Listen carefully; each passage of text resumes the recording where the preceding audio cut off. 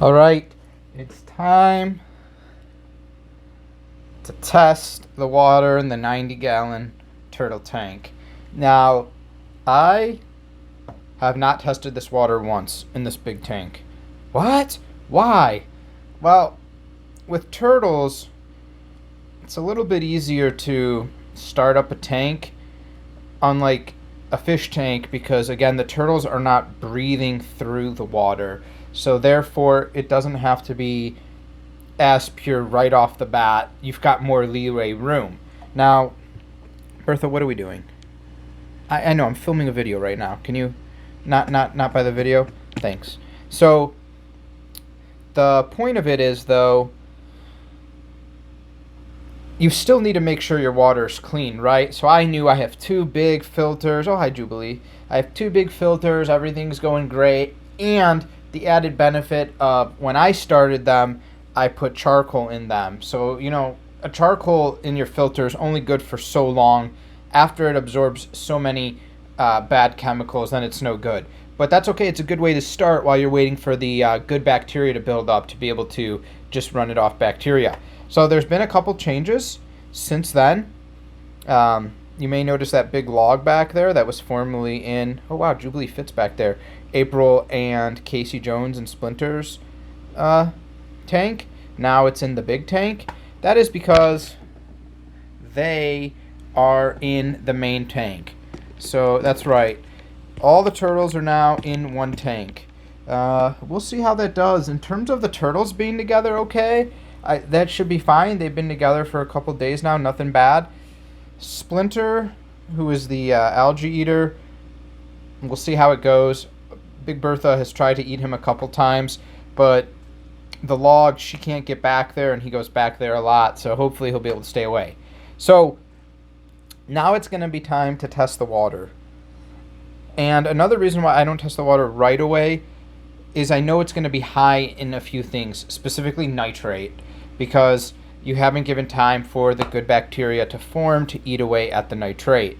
So now that this has been running for about a month, give or take, and the turtles are in here, and we have all three filters running, the two main bacteria filters, and then another filter that you saw underneath with the UV light to kill all the algae and things like that.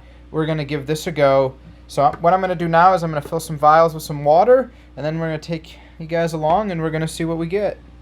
So one of the tests I'm not going to do today is, well, I guess two, are the pH and the high range pH, because I know where my pH is. It's at 7.5, because you can use API's product to put in there and set the pH to what you want. And it's been, with every tank I've ever done, it's worked, so we can skip by those and we can move into the other ones, which is really nice.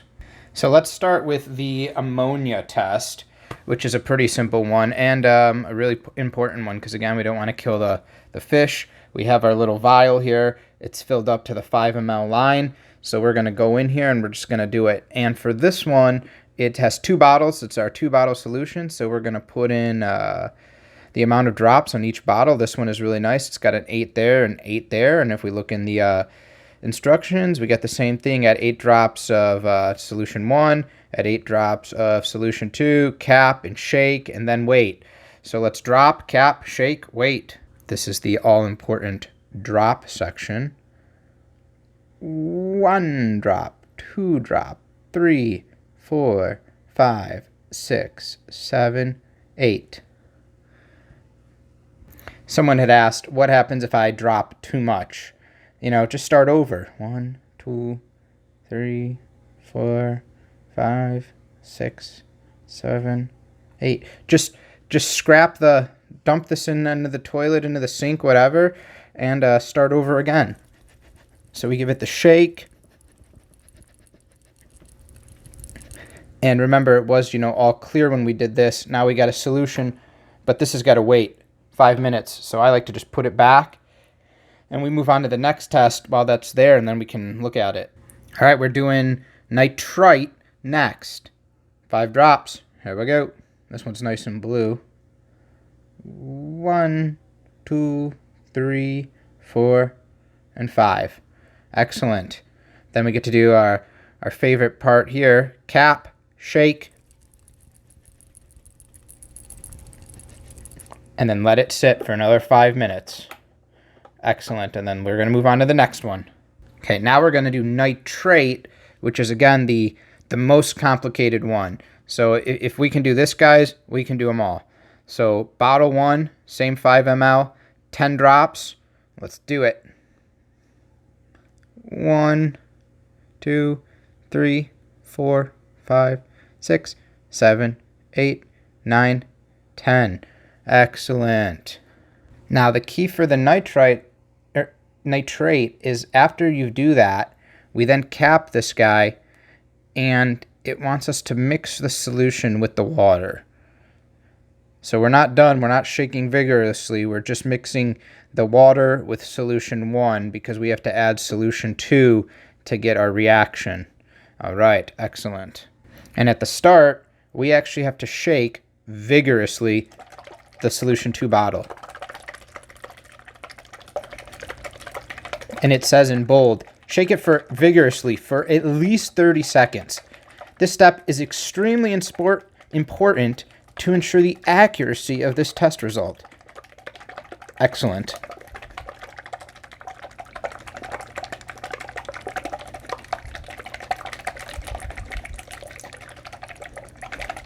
All right.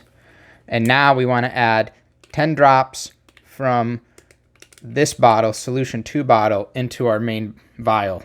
Okay, here we go. 1, 2, 3, 4, 5, 6, 7, 8, 9, 10. And then cap this bottle and shake vigorously for 1 minute. Again, this is an extremely important step to ensure the accuracy of this test. Great. So while those are all cooking, I guess we have the extra vial. Why don't we do the pH test? Because I know where I put my water to be at about 7.5, I don't have to really do the high range test because all these are useless. So as long as we get this, we're going to be good. So for the camera, we might as well do it. It's pretty simple. 3 drops, shake, and read. The pH one is an instant result. You don't have to let them cook like the other ones. So that's kind of nice. So uncap, 3 drops, 1, 2, and 3. And we're going to give it a little shake here. And we're going to go ahead and flip this over, and I guess we'll start the read. We can see where everything is at.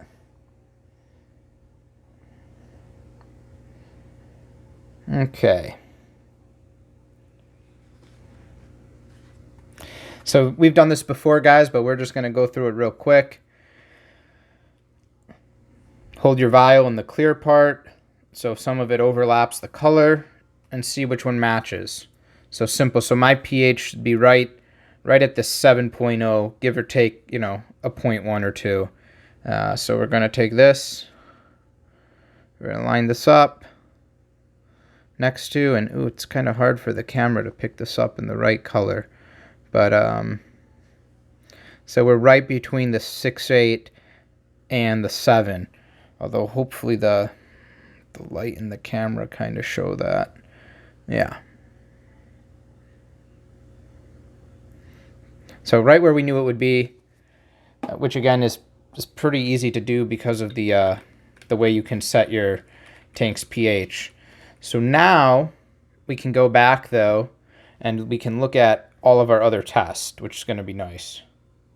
So the first test is the ammonia test, and for these next 3 things, guys, we in an ideal perfect tank, I've been over this, you'd want them to be as low as possible. Now, that's not always doable with turtles, especially if you feed them in the tank that you're testing the water in, because obviously food and stuff is going to contribute to these 3 categories. So it is what it is, but we want to keep them as low. Really, within nitrite and ammonia, you wouldn't want them to be over the 50. You really want them to be somewhere between the first and 0. So if we look at the ammonia level, we are pretty much, wow, it actually looks pretty green on the camera, which is interesting because it's not that green in real life.